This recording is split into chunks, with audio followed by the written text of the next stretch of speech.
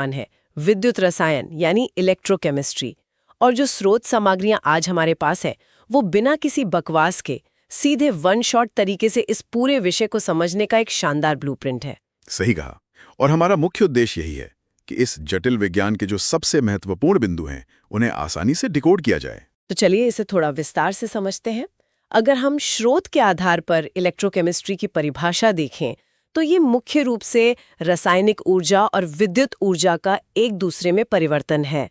मतलब या तो रिएक्शन से बिजली बन रही है या फिर बिजली देकर रिएक्शन करवाया जा रहा है। एग्जैक्टली। और परीक्षा के नजरिए से भी देखें तो इसकी परिभाषा और उदाहरण हमेशा पूछे जाते हैं। और इस पूरे विज्ञान का मतलब इस पूरी कहानी का जो आधार है वो है रेडॉक्स अभिक्रिया। हाँ, रिडॉक्स रिएक्शंस हमने स्कूल में भी पढ़ा है कि इसमें दो प्रक्रियाएं साथ साथ होती हैं।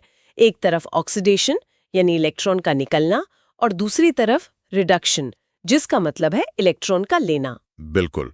स्रोत में इसका बहुत क्लासिक उदाहरण दिया गया है, जैसे जिंक और कॉपर का रिएक्शन। जिंक सॉलिड स्टेट में है, वो अपने इलेक्ट्रॉन छोड़ता है तो जिंक का ऑक्सीडेशन हो गया। और जो कॉपर आयंस हैं यानी Cu2+, वो उन इलेक्ट्रॉनों को ग्रहण करके कॉपर सॉलिड बन जाते हैं। अच्छा, क्या हम इसे कैच खेलने जैसा मान सकते हैं? मतलब एक जिंक है जो इलेक्ट्रॉन की गेंद फेंकता है और दूसरा कॉपर है जो उसे कैच कर लेता है। अरे वाह, ये एनालॉजी बहुत सटीक है। जिंक ने फेंका और कॉपर ने पकड़ा, लेकिन इसमें एक कैच है। क्या कैच है? अगर ये कैच का खेल एक ही बर्तन में हो रहा हो तो जो ऊर्जा निकलती है वो सिर्फ गर्मी या हीट के रूप में बर्बाद हो जाती है, हमारे किसी काम नहीं आती। ओहो, मतलब हमें वो ऊर्जा कैप्चर करनी है। एग्जैक्टली। और यहीं से इलेक्ट्रोकेमिकल सेल का कॉन्सेप्ट जन्म लेता है। वैज्ञानिकों ने सोचा कि क्यों ना इलेक्ट्रॉन फेंकने वाले को एक डिब्बे में और कैच करने वाले को दूसरे डिब्बे में रख दें और दोनों को एक तार से जोड़ दें। तो इलेक्ट्रॉन हवा में जाने के बजाय उस तार के अंदर से होके गुजरेगा। बिल्कुल। और बहते हुए इलेक्ट्रॉनों की इसी धारा को तो हम करंट कहते हैं। हमने बस इलेक्ट्रॉन के उस कैच को एक सिस्टम में कैद कर लिया और वो बन गया इलेक्ट्रोकेमिकल सेल। ये तो बहुत स्मार्ट तरीका है। अच्छा, स्रोत में दो तरह के सेल बताए गए ना? हाँ, पहला है गैल्वेनिक सेल जहाँ रिएक्शन खुद ब खुद होता है। मतलब रसायन अपनी मर्जी से करंट बनाते हैं। डैनियल सेल इसका सबसे आम उदाहरण है। और दूसरा है इलेक्ट्रोलाइटिक सेल। ये गैल्वेनिक का ठीक उल्टा है। इसमें रिएक्शन अपने आप नहीं होता बल्कि हम बाहर से बिजली देकर रसायनों से जबरदस्ती रिएक्शन करवाते हैं। अच्छा, समझ रही हूँ। और क्योंकि ये सेल दो अलग अलग डिब्बों में बटा है तो इसमें दो टर्मिनल भी होते हैं, एनोड और कैथोड। हाँ, और सबसे ज्यादा कंफ्यूजन इसी में होता है कि किस पे क्या हो रहा है। लेकिन इसको याद रखने के लिए स्रोत में एक बहुत ही शानदार ट्रिक दी गई है। मतलब ये मुझे बहुत फनी भी लगी। ट्रिक है anox red cat, ANOX REDCAT। हाँ, सुनने में किसी जानवर का नाम लगता है, पर ये ट्रिक कमाल की है। एन-ऑक्स का मतलब है कि एनोड पर हमेशा ऑक्सीडेशन होगा और रेड कैट का मतलब है कैथोड पर हमेशा रिडक्शन होगा। तो इलेक्ट्रॉन हमेशा एनोड से निकलेंगे और कैथोड की तरफ जाएंगे, है ना? एकदम सही। इलेक्ट्रॉन हमेशा एनोड से कैथोड की तरफ बहते हैं। ये नियम हमेशा याद रखना चाहिए। चलिए, अब हमारा सेल सेटअप तो हो गया और इलेक्ट्रॉन भी दौड़ने लगे। लेकिन यहाँ एक बात जो सबसे दिलचस्प है, अब अगला सवाल ये आता है कि इस सेल में कितनी ताकत है। हम इसका पावर कैसे नापते हैं? इसके लिए हम सेल विभव या जिसे E0 सेल कहते हैं उसका इस्तेमाल करते हैं। इसका फॉर्मूला बहुत सीधा है, E0 cathode minus E0 anode. और इसे वोल्ट में मापा जाता है। बिल्कुल। और यहाँ एक बहुत जरूरी नियम है। अगर आपका E0 सेल पॉजिटिव आ रहा है तो इसका मतलब है कि रिएक्शन अपने आप होगा, यानी स्पॉन्टेनियस है। बैटरी आपको बिजली देगी। यहाँ मुझे एक पुशबैक देना है। मतलब एक सवाल है मेरे दिमाग में। ये सब तो स्टैंडर्ड स्थिति की बात हो गई ना, जब सब कुछ एकदम परफेक्ट हो। लेकिन असल जिंदगी में चीजें हमेशा एक जैसी नहीं रहती। जैसे अगर बैटरी पुरानी हो जाए या सेल का कॉन्सेंट्रेशन बदल जाए, तब क्या होगा? ये बहुत ही बढ़िया सवाल है। और असल दुनिया की इलेक्ट्रोकेमिस्ट्री यहीं से शुरू होती है। जब बैटरी इस्तेमाल होती है तो रसायनों की मात्रा बदलती है और इस बदलाव को नॉन स्टैंडर्ड कंडीशन को मापने के लिए नॉन्स समीकरण का इस्तेमाल किया जाता है। हाँ, स्रोत में इस नॉन्स इक्वेशन का काफी जिक्र है। न्यूमेरिकल्स के लिए बहुत महत्वपूर्ण है। बहुत ज्यादा। फॉर्मूला है E = E0 - 0.059 by n log Q। ये हमें बताता है कि जैसे जैसे बैटरी के अंदर कॉन्सेंट्रेशन बदलता है, उसका वोल्टेज कैसे गिरने लगता है। मतलब हमारी पुरानी बैटरी जो जल्दी डिस्चार्ज हो जाती है, उसका पूरा गणित इस नर्न्स्ट इक्वेशन में छुपा है। एकदम सही। और इसी के साथ स्रोत थर्मोडायनामिक्स के एक बहुत ही अहम हिस्से को जोड़ता है, गिब्स ऊर्जा। ये डेल्टा जी वाली बात ना, इसका फॉर्मूला स्रोत में दिया है delta G equal to -NFE। पर यह मुझे थोड़ा कंफ्यूजिंग लगा। अगर डेल्टा जी नेगेटिव है तो रिएक्शन अपने आप होगा। ऊर्जा का कम होना किसी रिएक्शन के लिए अच्छी बात कैसे हो सकती है?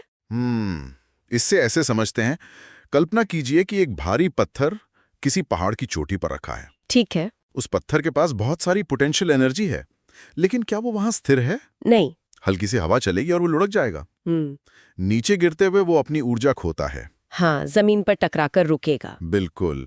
और जब वो पहाड़ के नीचे पहुंचता है तो उसकी ऊर्जा सबसे कम होती है, यानी तकनीकी रूप से उसकी ऊर्जा में नेगेटिव बदलाव आया है। लेकिन अब वो सबसे ज्यादा सुरक्षित और स्थिर है। अरे वाह, मतलब रसायन भी बस उस पत्थर की तरह अपनी एक्स्ट्रा एनर्जी बाहर फेंकना चाहते हैं ताकि वो शांत हो सकें। एग्जैक्टली। वो अपनी ऊर्जा बिजली के रूप में बाहर निकाल देते हैं। इसलिए जब गिब्स ऊर्जा नेगेटिव होती है तो रिएक्शन खुशी खुशी अपने आप होता है। और अगर ये पॉजिटिव है तो मतलब हमें पहाड़ पर पत्थर वापस चढ़ाना है, जिसके लिए हमें खुद से ऊर्जा लगानी पड़ेगी। ये एनालॉजी तो बहुत ही विजुअल थी, एकदम क्लियर हो गया। अब तक हमने सेल की ताकत और उसके बाहर बहने वाले करंट को समझा, लेकिन सेल के अंदर क्या हो रहा है? मतलब जो लिक्विड है, सॉल्यूशन है, उसमें करंट कैसे बहता है? वहां इलेक्ट्रॉनों का काम आयन करते हैं। सेल के अंदर करंट आयनों के माध्यम से बहता है, और कोई सॉल्यूशन कितनी आसानी से करंट बहने देता है उसे हम चालकता या कंडक्टेंस कहते हैं, जिसे G से डिनोट करते हैं। और ये रेजिस्टेंस का उल्टा होता है, 1/R। हाँ, और स्पेसिफिक कंडक्टेंस को कप्पा से दिखाते हैं, जिसकी यूनिट सीमेंस होती है। अच्छा, स्रोत में इलेक्ट्रोलाइट्स के 2 प्रकार बताए गए हैं, मजबूत यानी स्ट्रॉन्ग इलेक्ट्रोलाइट और कमजोर यानी वीक इलेक्ट्रोलाइट। सही। जो स्ट्रांग होते हैं, जैसे NaCl यानी नमक, वो पानी में जाते ही पूरी तरह टूट जाते हैं, 100% आयोनाइज हो जाते हैं। और जो वीक होते हैं, जैसे एसिटिक एसिड, वो बस थोड़े से ही टूटते हैं। और यहीं पर मोलर चालकता का कॉन्सेप्ट आता है। जब हम डाइल्यूशन करते हैं, मतलब पानी मिलाते हैं, तो चालकता बढ़ती है। बिल्कुल। इसका फॉर्मूला है लैम्डा m = कप्पा × 1000/c। इस पानी मिलाने वाली बात पर मुझे ख्याल आ रहा है, क्या हम इसे एक भीड़ भरे कमरे जैसे मान सकते हैं? भीड़ भरा कमरा कैसे? मतलब मान लीजिए एक छोटे से कमरे में बहुत सारे लोग हैं, यानी हमारे आयन। वो चल नहीं पा रहे क्योंकि जगह कम है। अब जैसे जैसे हम कमरे को बड़ा करते हैं, यानी डाइल्यूशन करते हैं, तो लोगों को चलने के लिए ज्यादा जगह मिलती है। अरे वाह, ये भी बहुत सही एनालॉजी है। लेकिन स्रोत कहता है कि कमजोर इलेक्ट्रोलाइट्स में पानी मिलाने पर अचानक बहुत ज्यादा बदलाव आता है, चालकता एकदम से बढ़ जाती है, जबकि स्ट्रॉन्ग इलेक्ट्रोलाइट्स में ये बढ़ोतरी बहुत धीरे धीरे होती है। ऐसा क्यों? क्योंकि स्ट्रांग वाले तो पहले से ही पूरी तरह टूटे हुए हैं। उनके पास जितने लोग होने चाहिए थे वो सब पहले से कमरे में हैं। बस जगह मिलने से उनकी स्पीड थोड़ी बढ़ जाती है। समझ रही हूँ। लेकिन कमजोर इलेक्ट्रोलाइट्स पूरी तरह नहीं टूटे होते। जब आप पानी मिलाते हैं तो सिर्फ कमरा बड़ा नहीं होता, बल्कि वो रसायन और ज्यादा टूटने लगता है। ओहो, मतलब कमरे में अचानक नए लोग भी आ जाते हैं और जगह भी मिल जाती है। एग्जैक्टली। इसीलिए वीक इलेक्ट्रोलाइट्स का ग्राफ डाइल्यूशन पर एकदम से ऊपर की तरफ शूट करता है। क्या बात है, अब चीजें बिल्कुल कनेक्ट हो रही हैं। लेकिन यहाँ एक और कॉन्सेप्ट है जो अक्सर परेशान करता है, कोलोराउश का नियम। यहाँ दिलचस्प बात यह है कि ये नियम इन्फिनिट डाइल्यूशन पर काम करता है। मतलब जब हम सोल्यूशन में इतना पानी मिला दें कि उसकी कोई हद ही ना हो। हाँ, अनंत डाइल्यूशन। कोलोराश ने कहा कि इस अवस्था में हर आयन बिल्कुल स्वतंत्र हो जाता है, उसे दूसरे आयनों से कोई मतलब नहीं रहता। तो पूरे सॉल्यूशन की मोलर कंडक्टिविटी उन अलग-अलग आयनों के व्यक्तिगत योगदान का जोड़ होती है। तो इसका फायदा क्या है? इसका सबसे बड़ा फायदा यह है कि हम इस नियम का इस्तेमाल करके कमजोर इलेक्ट्रोलाइट की इन्फिनिट डाइल्यूशन वाली वैल्यू निकाल सकते हैं, जो कि नॉर्मल तरीके से नापना असंभव है। ये फॉर्मूला बेस्ड सवालों के लिए बहुत अहम है। सच में विज्ञान कैसे कैसे जुगाड़ निकाल लेता है। खैर, अभी तक हमने देखा कि रसायन कैसे बिजली बनाते हैं, लेकिन क्या हम बिजली का उपयोग करके रसायनों को कंट्रोल कर सकते हैं? और ये सब हमारी रोजमर्रा की जिंदगी में कहाँ दिखता है? बिल्कुल कर सकते हैं, और इसी प्रक्रिया को इलेक्ट्रोलाइसिस कहते हैं। वही इलेक्ट्रोलाइटिक सेल वाली बात जो हमने शुरू में की थी। हाँ, इसमें हम मोल्टन या सॉल्यूशन अवस्था में बाहरी बिजली देकर रिएक्शन करवाते हैं। इंडस्ट्री में इसका बहुत उपयोग होता है। धातुओं को शुद्ध करने में इसमें एनोड और कैथोड पर अलग-अलग प्रोसेस होते हैं। लेकिन इंडस्ट्री में ये कैसे तय होता है कि कितनी बिजली देने पर कितना धातु मिलेगा? यहीं पर फैराडे का नियम आता है, फैराडे लॉ ऑफ इलेक्ट्रोलाइसिस। उन्होंने बहुत साफ शब्दों में कहा कि इलेक्ट्रोड पर जमा होने वाला मास यानी द्रव्यमान सीधे तौर पर चार्ज के समानुपाती होता है। Mass is proportional to charge. तो इसका फॉर्मूला है M=ZIT, जहां Z इलेक्ट्रोकेमिकल इक्विवेलेंट है। एकदम सही। आप जितना ज्यादा करंट जितनी ज्यादा देर तक देंगे उतना ही ज्यादा धातु जमा होगा।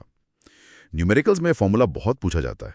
तो इन सब का हमारी असल जिंदगी से क्या लेना देना है? मतलब अगर कोई आम इंसान इसे देख रहा हो तो वो इसे कहाँ रिलेट कर सकता है? सबसे अच्छा उदाहरण हमारी बैटरियां हैं। रासायनिक ऊर्जा को विद्युत ऊर्जा में बदलने का सबसे बेहतरीन तरीका। स्रोत मैंने 2 हिस्सों में बांटा गया है, प्राइमरी सेल और सेकेंडरी सेल। प्राइमरी सेल वो होते हैं ना जिन्हें हम रिचार्ज नहीं कर सकते, जैसे दीवार घड़ी में लगने वाला ड्राई सेल। एक बार खत्म तो फेंक दो। हाँ, क्योंकि उनका रिएक्शन रिवर्सिबल नहीं होता। लेकिन दूसरे होते हैं सेकेंडरी सेल, जिन्हें हम बार बार रिचार्ज कर सकते हैं, जैसे हमारे फोन की बैटरी या गाड़ियों में लगने वाली लेड बैटरी। मतलब जब हम फोन यूज कर रहे हैं तो वो गैल्वेनिक सेल है, और जब चार्ज में लगा रहे हैं तो वो इलेक्ट्रोलाइटिक सेल बन जाता है। बिल्कुल, आप बिजली देकर उस रिएक्शन को उल्टा घुमा देते हैं। ये तो इलेक्ट्रोकेमिस्ट्री का एक बहुत ही शानदार इस्तेमाल हो गया।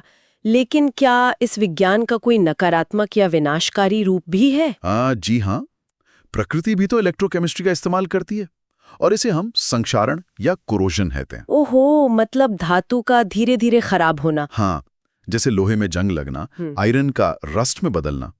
ये कोई आम रासायनिक प्रक्रिया नहीं है, ये एक पूरा इलेक्ट्रोकेमिकल प्रोसेस है। लोहे की सतह पर ही छोटे छोटे सेल बन जाते हैं, जहां एनोड और कैथोड का रिएक्शन शुरू हो जाता है, और लोहा खुद को खत्म करने लगता है। इससे तो करोड़ों का नुकसान होता है। इससे बचने के लिए हम पेंटिंग करते हैं, लेकिन स्रोत में एक और तरीका है, गैल्वेनाइजिंग। हाँ, गैल्वेनाइजिंग बहुत ही चतुर तरीका है। इसमें हम लोहे पर जिंक की परत चढ़ा देते हैं। जिंक लोहे से ज्यादा आसानी से ऑक्सीडाइज होता है, तो जब हवा और नमी हमला करती हैं तो जिंक खुद को कुर्बान कर देता है लोहे को बचाने के लिए। वाओ, मतलब सैक्रिफिशियल प्रोटेक्शन। जिंक कहता है कि मेरे इलेक्ट्रॉन ले लो पर लोहे को छोड़ दो। एग्जैक्टली। ये पूरा विषय तो एक थ्रिलर फिल्म की तरह निकला। अगर हम इस पूरी चर्चा को समेटना चाहें तो स्रोत में एक फाइनल ट्रिक दी गई है, एक ऐसा सीक्वेंस जिससे सब कुछ याद रखा जा सके। वो सीक्वेंस बहुत ही लॉजिकल है। तो सीक्वेंस कुछ इस तरह है। सबसे पहले सेल आता है, फिर उसकी ताकत यानी पोटेंशियल, फिर नॉन स्टैंडर्ड कंडीशन के लिए नर्न्स्ट इक्वेशन, उसके बाद लिक्विड के अंदर आयनों की चालकता यानी कंडक्टेंस, और फिर इसके उल्टे प्रोसेस पर गए यानी इलेक्ट्रोलाइसिस। बिल्कुल फिर हमने इसका रियल लाइफ एप्लीकेशन देखा बैटरी में, बिल्कुल, और अंत में प्रकृति का रिएक्शन यानी corrosion. Cell, potential, Nernst, conductance, electrolysis, battery और कोरोजन, ये सच में एक पूरा रोड मैप है। बिल्कुल। और इस चर्चा को खत्म करने से पहले मैं एक विचार छोड़ना चाहूंगा। हाँ प्लीज। हम जंग लगने को यानी कोरोजन को एक बहुत बड़ी समस्या मानते हैं। हाँ, लेकिन अगर हम इसे एक व्यापक नजरिए से देखें तो संक्षारण केवल प्रकृति का एक तरीका है धातुओं को उनके मूल स्थिर रूप में वापस ले जाने का। मतलब जैसे वो जमीन के अंदर अयस्क के रूप में थे। हाँ, प्रकृति उन्हीं इलेक्ट्रोकेमिकल नियमों का उपयोग कर रही है जिनसे हमारे आधुनिक स्मार्टफोन्स चलते हैं। तो सोचने वाली बात यह है कि क्या हम कह सकते हैं कि हमारी बैटरियां असल में इंसानों द्वारा नियंत्रित किया गया एक फायदेमंद संक्षारण ही है? ये तो सच में दिमाग घुमा देने वाला विचार है। नियंत्रित संक्षारण, क्या बात है। ये एक ऐसा थॉट है जो बैटरी को देखते ही अब हमेशा याद आएगा। तो इसी विचारोत्तेजक बिंदु के साथ हम आज की इस गहन चर्चा को यहीं रोकते हैं। इलेक्ट्रोकेमिस्ट्री के इस रोमांचक सफर में हमारे साथ जुड़ने के लिए बहुत बहुत शुक्रिया। अगली बार एक नए विषय के साथ फिर लौटेंगे।